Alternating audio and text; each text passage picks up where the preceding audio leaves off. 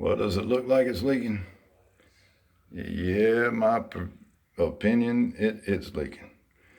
And what we found, and just as I'm noticing on the camera, you can see the little spot right there.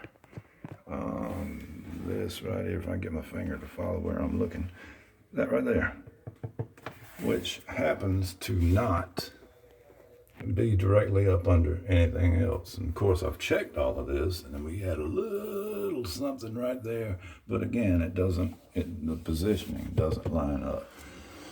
And this has been ongoing. So what is it? And I trace the little line down, and it goes way up here. And this one screws onto, and the other end of it screws into. And it's right there in the thickness of the cabinet before it goes into that valve. So I'm just going to take the whole valve off. We're going to break it loose here. This little line right here, I'm going to break that nut loose, and it'll allow me to pull the plunger out. And then the two little screws right here will loosen, and that's just pretty much all that holds it in there. So I'm going to put you on pause just a minute, and I'll probably show you a valve laying on the table here in just a second, see what we find. All right, I'm breathing a little heavy. The thing's kind of aggravating to get to, but yeah, we got some water down here now. But I got it loose. I did the little thing. The little thing is that hold it in there. That's what it is. It screws onto that little base plate, wherever the hell it is. Wherever it is, it fell off, I believe.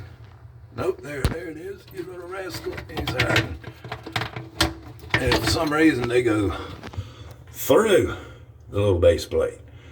They couldn't cut a slot in there and let it slide over like everything else. They had to make it a complete pain, didn't they? Regardless, oh man, here's where we are here. And you already see what I hate about it. Oh, I hate that word. I hate that word. And it's all through this house. So I'm not sure that this puppy is a color valve, but that's what we got. And the reason I even have it out here in the first place is because I am absolutely convinced that, well, I'm not showing it on camera, that this leak is coming from one of these two hoses. It's either in this connection up here where it was formed, and it's either right there where it's stamped, or it's actually internal where the end of these things have male threads on them. They screw into the body of this puppy here. Plumber tried to put putty in there. That's an old style trick. So he just defeated the whole use of the O-ring, didn't he? So I'll clean all that up. I'm gonna break these lines completely loose and take them out, because they don't use friction either. They use an O-ring in the bottom of it. And it is a very simple thing. And it is not a very fast leak, but it is continuous and over a period of time. And he told us that we got this downstairs in the ceiling also, and he's complained about that. It's took over 3 or 4 weeks, I'm struggling to say, before it even showed up down there. And so I know we found it. We're on top of it.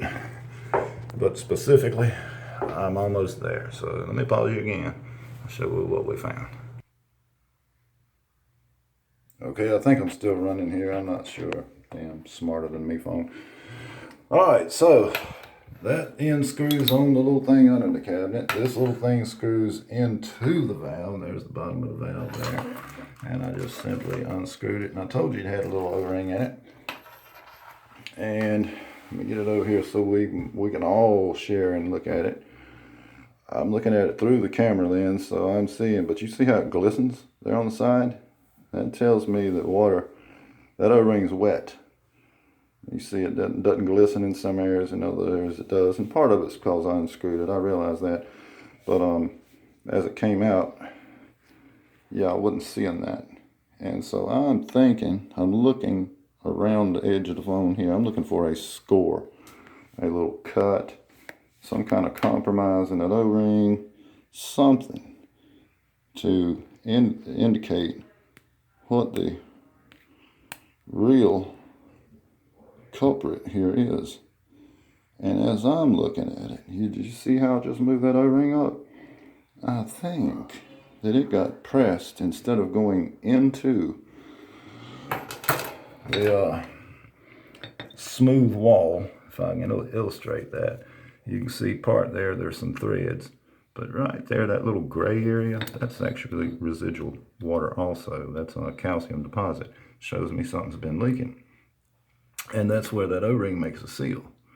And so you see it goes all the way around.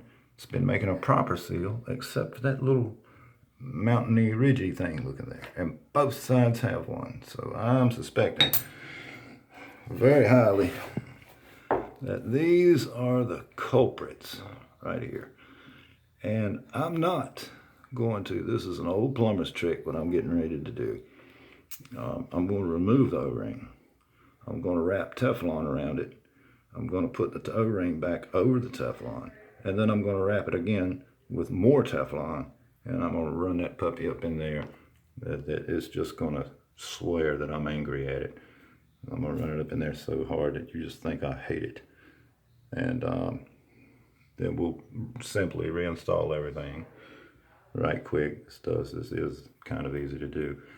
And I'm going to energize it and show you what we end up with. And I'll either cuss the rest of the video or I'll say, yay, we got it. Well, stay tuned for that one, won't you? Be right back. I'm standing here with the tenant. Look, there's my tenant's feet there. And I'm just trying to assure appease everybody as far as what this takes at a little drip at a time. Now, I don't know the rate of it, but I used to have those facts, and I used to put it on my card, and I took it off my card because people did not believe it. But a drip, again, the rate, but a dripping faucet can waste up to 100 gallons. Well, and I can tell you that our OWASA bill has gone from an average $45 to $50 a month, but it's gone up to $100 a month. Then there may be another issue that one of these toilets, if you ever hear it flush or read when you're not using it, chances are it needs a little part that most notoriously known as the flapper. Okay. If that's a Kohler toilet, I don't know then if it's not the little simple. And I had to replace a flapper downstairs, and it seems to be smooth and excellent, because that toilet will readily reflect on the water bill. Something this small by nature, you would have to waste hundreds of gallons before you would see a substantial increase. So this isn't that much water, but it is enough water to explain what's going on in the ceiling down below. Okay. And the fact that it's not dripping, it's not pouring, it hadn't accumulated, it's weeping through. That's right. So normally what will happen is it will accumulate. It doesn't leak through as fast as the water is coming into that cavity. That's right. And but that's not, I don't feel that's the case here. In fact, I'm almost positive of Well, and I don't know what but it'll only take a little bit to remedy this. Okay. And we'll put it back together. You see, it didn't take me long to tear it completely apart. And we'll put it back together, and I'll give it that test, and I think we'll be out of your way. Good deal. As far as that valve down there, I'm going to go look at that thing again, but Do you want to pull it out? No, I know what he did. I know exactly why he was saying. You were saying backwards, and I was thinking turned around this way. Well, and maybe that's what he meant when he was. He might have said flipped, which is actually, and that can cause the hot to run on the left, and cause it not to turn on and off properly. It can cause, depending on the valve and the configuration and the manufacturer of what they got those components to do, it can cause varied effects. And some of them you can't put it in but one direction. Right. Idiot proof. Right. Yeah, I've yet to see that. But they are thinking in the right direction anyway. This, I think we're almost out of your way. All right. So give me about 20 more minutes. Yeah, we'll have whatever it wrapped you need. up. And just holler at me downstairs. All right, I appreciate that, bud. Well, I'm gonna put this thing on pause, and we'll put it back together, and then y'all probably see it just sticking back in the hole, ready to go. All right, and here's another little thing. I happen to have it in my hand, and you see what I was describing a while ago. camera's not showing it very well. I guess it's the flash. But this hose has calcium. See that white line at my thumbnail? All the way around it. All the way. And as I just described in the well over here, I was seeing the way it came and it dips down to the edge, both of them. And this one doesn't. At least not all the way around it. So that tells me that this O-ring, the one that was probably leaking, and this is, it says cold. So the one that was very likely leaking was the hot side. And I just want to point that out right quick. But again, we're going to take the stuff and put it around the thing, put the doohickey back on the doohy-watsits and put it and jam it back up into who-the-who, and yeah, it'll all be ready to go. So one more minute. Oh, my valve. Oh my God, look what happened. That's just the putty. So I went ahead and put the little puppy back on there. And we got it connected. And I'm not very happy with that particular aspect. You see, I put a little drop running down. It's going to run down here and there. Yeah. And I didn't show you that we cut the little O-ring. It wouldn't fit in the hole. That's the reason he had the putty in there, very likely as well. So I'm going to dry this up now, because you see it's a nice little accumulation here. And that's just that little bit that was in the hose. We haven't had anything spill out onto anything, which can occasionally happen, but generally we're pretty good about that. And with that, I want to get everything else. Let's see, put a little snuggage on here. Oh yeah, good snuggage. And some more good snuggage. And you see what I'm doing? Does anybody notice this back here? Do y'all realize these are compression valves? You clean the copper up a little bit, cut it off, slide it in there, and tighten this thing up, and it has a ferrule, just like the other end of it does, but it's not used here because of this configuration, but you're hearing a plumber that absolutely despises these things. I despise them. When I have to put one on, I will solder it.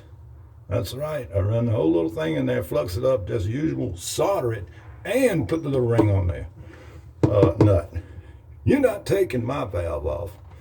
Unfortunately, if you're another plumber and you come behind one that I've put in, oh, you are going to cuss me for days. You're going to hate my guts. Why would anybody? Yeah, because they're one of the most unforgiving configurations on the market. And I see them in $1 million and $2 million homes. And for a plumber to do everything that he did, every aspect of his work, and he shortened it but absolutely, he just loses all credibility with me. And then when I come up, or anybody else, to try to work this valve or put any movement on it, it's very unforgiving, cause a drip that can't be fixed. A compression joint is notoriously, again, unforgiving, and many times you have to replace the ferrule or start over and move to a place further back if you even have the allowance for that, blah, blah, blah. It just gets in. Just don't even hand me one. Just don't even put it on my damn truck. But other than that, well, I vent my little rant there. This is very dry. It's cool to the touch, but there's no residual, no glistening, no nothing. And yeah, look what they did. Isn't that precious? We're done. Looks like my little thing up there, that was the problem. I feel very confident that it was. There would be another drip here that occurred while we were here initially, and I've had this thing together long enough. We've run enough water through it, playing with it. There would at least be one little drip here, if. So, yay, mission accomplished. Nothing, the sky was not falling. And that's kind of part what we get into sometimes. It's not very straightforward, but if you look at it and use some common sense and logic behind it, it's got to be. You look at it, well, it's not. Well, it's got to be. You keep that train of thought. Go at it a little bit at a time. Take your time.